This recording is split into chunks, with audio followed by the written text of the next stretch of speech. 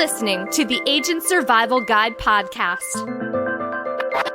a podcast for today's insurance agents. Informing, educating, empowering, improving the way you do business in an industry that's anything but static. In today's episode, market changes can mean opportunity for insurance agents. You just need to know where to focus your efforts. CMS finalized a lot of changes to the D-SNP landscape in their 2025 final rule. We saw the beginnings of those regulations go into effect last year during what was definitely a more disruptive than normal AEP. Now, we're coming up on year 2 of implementing these changes, and this year, the vibe is more about opportunity than disruption, which, quite frankly, is a little refreshing. Lincoln Lafayette and Anthony Budhar joined me to chat about what's going on in the D-SNP space for the 2026 plan year. Here's our conversation.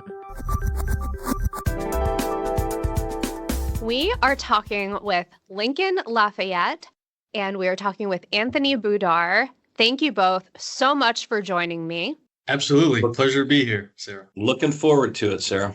All right. So to get us started here, we're going to get into talking about D-SNPs at depth and length today. But first, can we go through and just give us your title and a brief description of what you do here at Ritter Insurance Marketing, just to give a little bit of background? Sure. I'll go ahead and start. Lincoln Lafayette, and I had an agency called Quick Insure Brokerage, and we were growing pretty rapidly, and we were looking for some help and support in the back office. So we talked to Craig and came to an agreement, and Ritter Insurance Marketing purchased our agency. And really, we've just continued to do the same things we've done with the great support that we get from our partners at Ritter. We are a part of Ritter, and I really run the Georgia, Ohio, Illinois, Michigan, the core footprint that we had before we joined Ritter. Anthony, what about you? Yeah, so I've had the pleasure of partnering with Lincoln since 2017 when we really rapidly started the growth of Quick Insure Brokerage. So it's been a fun journey. A lot of roller coaster rides along the way, but with the partnership with Ritter after 2020, this has been a seamless transition, access to support, and things that we didn't have access to. But now, my current role as a senior manager of sales, typically looking over the states in the Midwest here, Ohio, Michigan, Indiana, and Illinois as of recent. Okay. So we're talking about D-SNPs here today. Can we get a brief description of what the D-SNP is and how it works at a high level? Anthony, I'll let you take that. Sure. A D-SNP, in simple terms, is a dual eligible, which means a Medicare beneficiary who has both Medicare and Medicaid and eligible for a plan on a Medicare Advantage plan. And typically that is where a D-SNP comes into play. It stands for Dual Special Needs Plan. Once again, applies to those who are Medicare and Medicaid eligible. Okay. Now, in the D-SNP space, in the past year, we've seen a lot of changes come through, especially with the implementation of the final rule. Can you talk about what some of those changes, what they included, and how that changed how agents work with D-SNP plans and those that are dual eligible? I'll jump in and start that, and Anthony, you can add to it. Really, CMS ran some demonstration projects over the past 10 years, and 8 or 10 states joined those demonstration projects. And it was really to do integration. So a Medicare and Medicaid administrator did both sides of the equation. And they went through this process. States had various successes or failures. And CMS just decided recently that in 2027, anybody who does a dual SNP, a full dual, right, where they have Medicare and Medicaid, has to have the same administrator. You cannot have a different administrator for your Medicare benefits as you can for your health benefits. And so that's a change. And as 2027, every state has to do that. And each state has gone through a different process to select the carriers that they're going to work with. Anthony, go ahead and add to that as you see fit. That's from a high level, Lincoln. You covered that aspect. The other aspect I want to cover is from a selling standpoint for agents. They've really removed the monthly SEPs and the quarterly SEPs going into 2025. So the volatility in the market was reduced. However, that did prevent many agents from being able to grow in the D-SNP market this past year because of the lack of SEPs available. And so that final rule change did have an impact this year, and it was evident. With the Inflation Reduction Act and implementing the cap on medications, that did change the structure of many benefits, as well as some new final rulings that'll come into play. And I'm sure we'll get into those as we get further in the conversation here. The only other thing that I wanted to briefly touch on here, we saw this in the regular Medicare Advantage space maybe a year or two ago with cutting down on those lookalike plans. What did that do to the market with that gradual decrease in the D-SNP lookalike plans? I'm going to jump in here, Lincoln. I do believe it has factored a ton with the partial market. So those who aren't full Medicaid, but do have some level of Medicaid assistance, as well as the extra help market. The D-SNP lookalike plans were a great alternative because they were not full Medicaid, and the benefits were not that far off from the D-SNP. Now, as the final rule has implemented the new thresholds, that chasm starting to get wider and wider and wider. And this year, that's going to a 60% downgrade of a lookalike plan, whereas this year was 70 and previous was 80. So as we can see, that's going to continue to impact the partial and the extra help market. And, the thought is, I believe that would, in sense, make the full Medicaid D-SNP plans a lot richer. Well, time will tell. Yeah, that's a lot of, I think, what we're seeing with some of this legislation. It's like you implement, and then we sort of watch and wait and see if the effect actually happens as intended. Now, Anthony, you had mentioned the partial dual side of things. There are a couple different levels of the D-SNP plan integration. Can we go through some of those current options and just give kind of a definition of the terminology associated with them and what that means as far as what our clients are getting? Absolutely. As we know in the Medicare market, we love our acronyms, right? So we have 4 new acronyms to throw into the mix this year. And so I'll dive at the first one. And really, if you think about the acronyms that I'm going to go over, they work from the top down, meaning the top being the most highly integrated, the plan that is the most coordinated. And then we get less and less coordination as we go down the list. And so from the highest level, it's applicable integrated plan. AIP is the first level or the first type of integrated D-SNP coming into 2026 here. That basically means it's an exclusively aligned enrollment. And so the Medicaid and the Medicare company offering the plan has the same parent company. And so it's all aligned under one umbrella, and that is what's considered an applicable integrated plan. And then we jump into one rung below that, and that's where we come into the fully integrated dual eligible SNPs, and that's the FIDE. So the fully integrated plans are, in a sense, the same as an applicable integrated plan. However, they don't necessarily have to provide all the Medicaid benefits that the AIP does from a Medicaid standpoint. That's the only differentiating factor between an AIP and a FIDE. And then we get into the HIDE. And so, let me know if I should slow down at my roll a little bit, but I was just planning to go ahead and knock out the 4 different integrations here. So the HIDE is the highly integrated dual eligible SNP. Now, the difference between this is that they're not always considered AIP because of the fact that the Medicaid component could be operating under a different name, although it still may fall under the same parent company umbrella. However, the names may be different. For instance, in our market, we have Buckeye Healthcare and WellCare. If the plan next year were to roll out with Buckeye being the Medicaid company and WellCare being the SNP plan from the Medicare Advantage side, that would be considered a HIDE. However, from my understanding, they're going to try to roll out the Medicaid and the Medicare under the same WellCare brand, which constitutes it as a FIDE. So hopefully that cleared some air there. And then the last but not least is the coordinated onlys. And so this is where we get a ton of questions at this time of the year about the coordinated onlys, because the only carriers that can offer the HIDE, the FIDE, or the AIP are the ones that were selected or won their bid from Medicaid. And so, that could be a handful of carriers, whether that's 3, 4, 5, in some states, that's 9 carriers.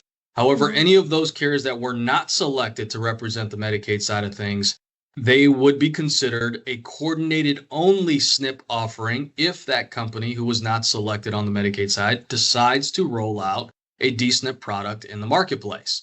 And that just means that they are able to facilitate the Medicare side of things and have to coordinate with Medicaid in a different essence than the other three integrations that I mentioned previously. Okay. I think you did a really good job of explaining that, to be honest. There are a lot of different tables and representations and explanations that I've seen, and I think you did a really good job of explaining that in as succinct and few terms as possible. Well, thank you. So again, we've said this whole integration idea is very new. We're in really early stages of implementation. You mentioned that some states have these, some states do not. How do states decide on making the change, whether or not they're going to, say, allow for D-SNPs, whether they're going to have these integrated plans, whether they're going to stick with what they've had for this year and maybe only move forward next year with some of these changes? Well, I'll take that one initially here. CMS has kind of dictated that right from the federal level, since Medicare Advantage plans are controlled federally and not by the states. So they outline the guidelines starting in 2026 through 2030. And if you're going to play in the D-SNP market and have a fully integrated plan where the Medicare and Medicaid dual SNP, you have to have the same carrier do the administration. They did this, they started with their capitation. They removed the capitation payment structure of what they've done historically, and that required one carrier to be the administrator for both the Medicare and Medicaid. And really, if you think about it, it makes a lot of sense. The care that the member is going to get, now they work with one administrator instead of trying to coordinate between two. And Medicaid sometimes is a little difficult, but with one carrier now doing Medicare and Medicaid, it should be a lot more seamless for the member in the long run. And that's the goal. And then ultimately reducing cost as well to the federal government and to the state Medicaid programs.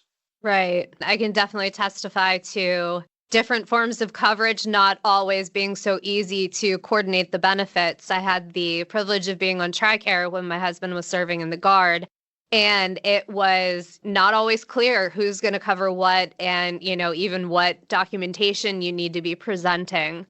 So you did mention a little bit of how that framework has been set up by CMS. For the 2026 plan year, which states are we seeing changes in compared to what we saw last year? Anthony? I will talk about the three largest in the country, right? I mean, for the 2026 selling year, it's being looked at that the largest opportunity across the country may, in fact, be the Illinois market with over 380,000 dual eligibles in the marketplace, seeing a D-SNP for the first time in 7 years, where brokers did not have access to writing any D-SNP plans in that market. So that's a monster opportunity coming out in 2026. But the other two big states that are experiencing this new implementation is the Ohio marketplace as well as the Michigan market. And so if there is a better time to look at growing your book of business and you're already involved in the community, this can be a tremendous, tremendous opportunity. Let me just play off of that. There's no question that there's a huge opportunity. And the other part of this that's interesting, Sarah, back to your question of how the government decided this, they left states some availability of what they wanted to do, meaning how they selected the participating carriers. And each state's a little different. In Ohio here, they selected 4 carriers to be the FIDE carriers to do Medicaid and Medicare. And they selected some carriers that surprised some people, like Molina was selected. They do not have a very big market share in the dual SNP today, like less than 1%. Well, what CMS seemed to do is they really put a lot of extra weight on Medicaid carriers that could handle the Medicaid piece of this. They were also awarded in Illinois, the award, and they only selected 4 carriers. Where you go to the state of Michigan, they got 9 carriers in 10 different regions. So it varies depending on where you're at in the country as to who was selected and kind of how many carriers were selected. Right. It does sound like there is a lot of opportunity in just specifically those 3 states. What exactly does that mean for agents who are working in those specific states?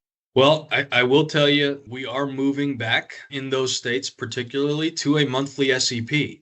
And so that will allow them to market all year long like they were accustomed to years ago and grow that book of business in the SNP space, as well as I think this will bring a different level of competition in the marketplace. And so agents will need to be prepared and equipped with the carriers in their portfolio so that they're ready to have those conversations when the time comes. As Lincoln mentioned, there are some carriers that are participating that were not that big in the Medicare Advantage space, but because of their Medicaid relationships now have the opportunity to gain that market share. Use Illinois as an example. There's over 200,000 people that are on a fee-for-service plan today that qualify for a dual SNP. Those people are going to move. And Anthony mentioned there's 380,000 with different components, but there's almost 200,000 are just on a fee-for-service plan, and they should be on a dual SNP. The opportunity in Illinois is immense. So for agents working in those states, or maybe even agents who are working in adjacent states, how can they learn more about this year's changes and kind of how they can prepare themselves, what they should really be doing prior to the start of AEP? I think the first thing, Sarah, is that they should try to understand the current carriers and what they plan to offer in their market as far as the SNP products go this year. I think there's a lot to be learned yet on what the options will be from those that have a FIDE option, whether they will offer the FIDE in their state or if they will only have coordinated onlys in their state. So time will tell over the next several weeks where carriers start to roll out their first looks and you get a good glimpse of what 2026 will look like from a market competitive standpoint. But in addition to that, I think agents will want to make sure that, we have some great events coming up in our markets. We have some partnered events with Molina and CareSource. We have some road trips coming out in Illinois. There are plenty of access to trainings that we will be hosting and trying to portray the opportunity that is at hand for 2026. For those of you that are new to D-SNP, or maybe you've been on the peripheral of it, now is the time. And Ritter is a great resource. We have lots of tools and programs and people that support you and educate you in that marketplace. And I think personally right now, I think that the opportunity, if you haven't been in, now is the time. It's a much more simplified process. You don't have 10 or 12 carriers competing out there. You're going to have 4, depending on the state, or 8 or 9, and each state will be a little different. But I think they've made the market a little easier for brokers to understand, in all truthfulness. This system is just going to be coming to more and more states over time. So this is kind of, like you said, this is the time to get started and get an understanding of how the D-SNP product works and really get in there so that if your state isn't on the list this year, but it happens to be on the list next year or in years following, you're there, you're prepared, you already have the knowledge. You just need to contract with this particular carrier or that particular carrier. That's exactly right. Every state has to make some changes as we go forward. We know Georgia's coming in 2026. Indiana did it last year. So each state has some variability, and the carriers will certainly vary a little bit, but it's coming to every state. All righty. Any final thoughts for those listening today that we didn't mention or cover here that you feel is really important to the topic today? Well, I just had one last thought, just based off that last portion of the conversation. And it's the fact of the matter is that the states that had the demonstration product, for many years, agents saw those plans and were not able to write it.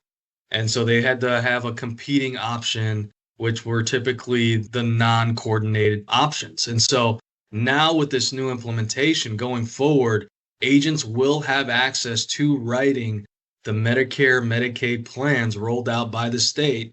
And this could be a first-time opportunity where you're finally having access to writing the premier option in the market. Very good assessment there. One other point we really didn't touch on a whole lot, but the coordinated plans, right? That's probably around 30% of the dual SNP marketplace because they're not full duals, right? They're partial. Those products still can be written by the host of carriers, whether it be Humana or United or Aetna or Devoted or whoever in your particular market. So that's still out there, and that's an available market and will continue to be. They have not stopped that, and it's not restricted to those 4 carriers. It's still open to whatever carriers want to participate in that marketplace. Well, Anthony, Lincoln, thank you both so much for answering my questions here today. We are looking forward to the events you have coming up. We'll have a lot of this information in our episode notes. But thank you both so much for agreeing to be here and for giving us all of this information about this wonderful opportunity that's coming in the Midwest for the D-SNP market. Thanks for having us, Sarah. Thank you, Sarah. Appreciate it. Special thanks to our guests, Lincoln Lafayette and Anthony Budhar. Really appreciate you both taking the time to come in to talk about what's going on in the D-SNP market. Don't forget to check out the episode notes for all of the links we mentioned. You'll find links to email both Lincoln and Anthony if you have questions. And of course, you can always email us and ask those questions as well. asgpodcast@ritterim.com is our email address, and that is also in the notes. Thanks so much for taking the time to listen to this interview episode. If you'd like to hear more episodes like this one, follow along with our show and leave us a 5-star rating where you like to listen. We will see you next episode. The Agent Survival Guide podcast is a production of Ritter Insurance Marketing, an integrity company. Special thanks to our guests, Lincoln Lafayette and Anthony Budhar. Recording and production by me, Sarah Ruppel. Podcast design by Urban Rivera. Artwork by Tina Lamoureux. Like, follow, rate, and review our show wherever you get your podcasts.